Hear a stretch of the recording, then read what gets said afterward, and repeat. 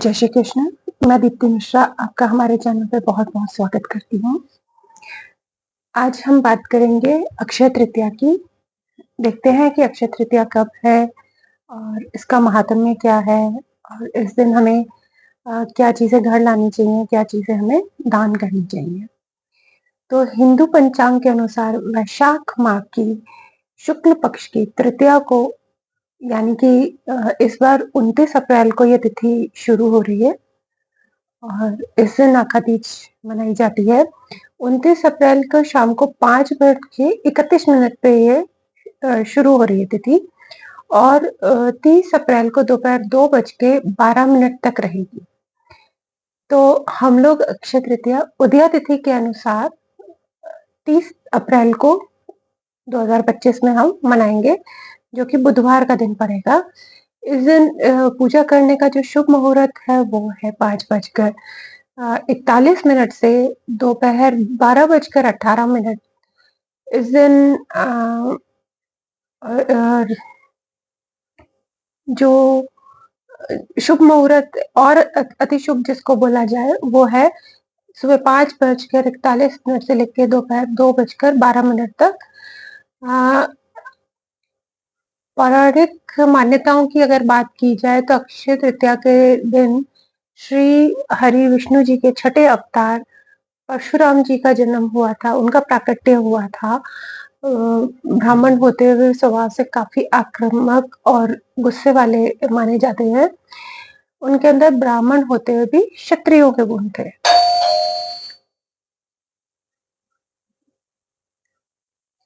यह भी माना जाता है कि सुदामा अपने मित्र कृष्ण के घर अक्षय तृतीया के दिन ही मिलने गए थे।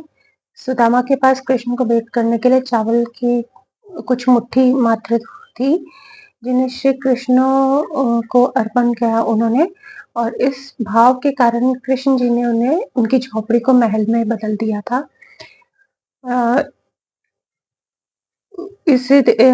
अक्षय तृतीया के दिन ही सुदामा जी को भी धन धान्य की प्राप्ति हुई थी। और कथाओं के अनुसार माना जाए तो अक्षय तृतीया पर ही युधिष्ठिर जी को कृष्ण जी ने अक्षय पात्र दिया था। इस पात्र की विशेषता थी कि उसका भोजन कभी भी समाप्त नहीं होता था। इस पात्र की सहायता से युधिष्ठिर अपने राज्य के भूखे और गरीब लोगों को भोजन उपलब्ध कराते थे। और भविष्य पुराण में अक्षय पात्र का संबंध मनुष्य के दान धर्म से बताया गया है। अक्षय तृतीया के दिन ही महर्षि वेदव्यास जी ने महाभारत की कथा को सुनाना आरंभ किया था और श्री गणेश जी ने इस कथा को लिखना आरंभ किया था।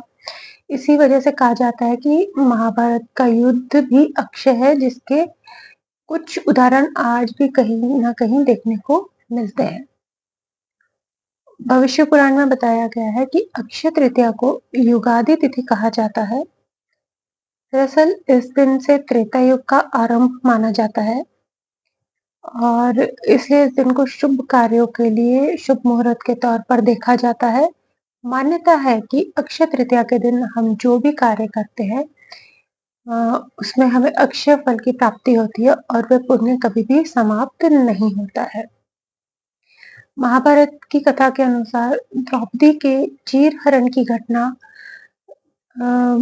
सबको पता है और पौराणिक मान्यताओं के अनुसार देखा जाए तो उसी दिन अक्षय तृतीया थी जब उनका चीरहरण हुआ था। जब श्री कृष्ण ने आकर द्रौपदी के मतलब वस्त्र हरण को रोका था, उन्होंने उन्हें अक्षय चीर प्रदान किया था। जो साड़ी वो वस्त्र था श्री कृष्ण जी की कृपा के वजह से समाप्त ही नहीं हो रहा था। दुशासन उसको बहुत बार-बार खोलने की कोशिश कर रहे थे, लेकिन उसको पूरी तरीके से नहीं कर पाए थे।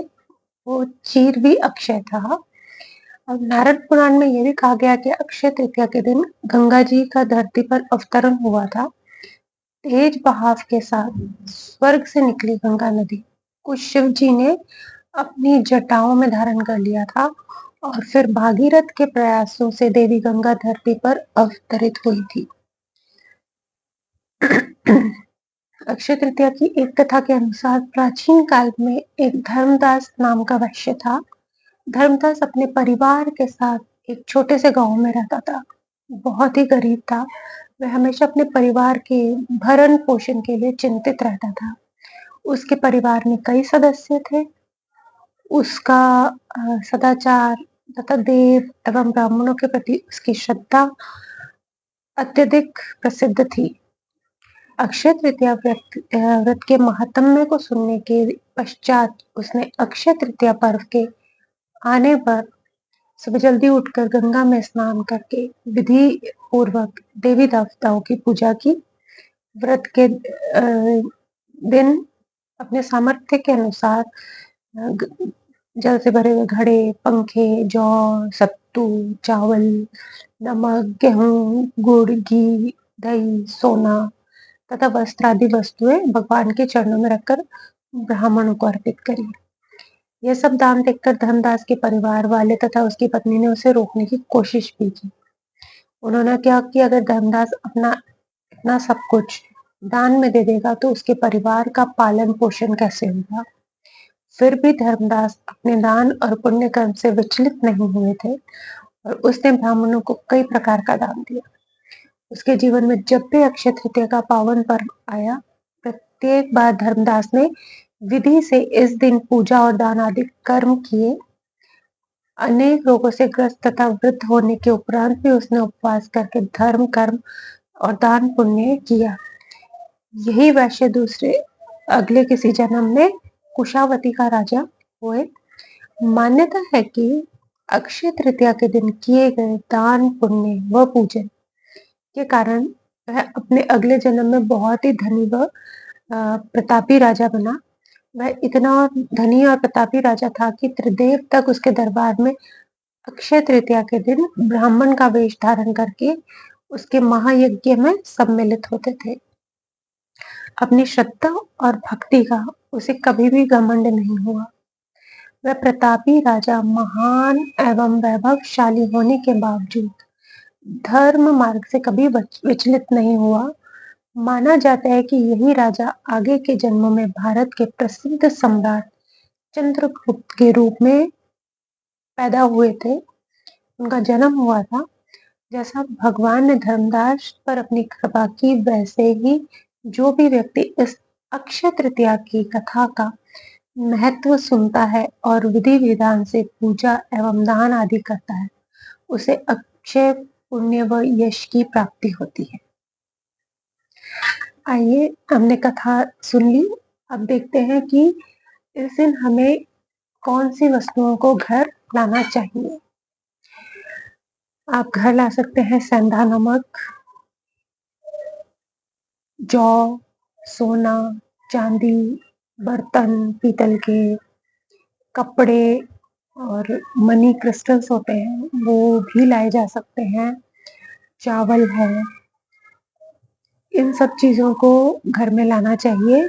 और दान के लिए आप सरसों का तेल है, गौशाला में दान कर सकते हैं, हम धन का दान कर सकते हैं, गेहूं, गुड़, घी, चावल, चीनी, इन सब चीजों का दान किया जाता है।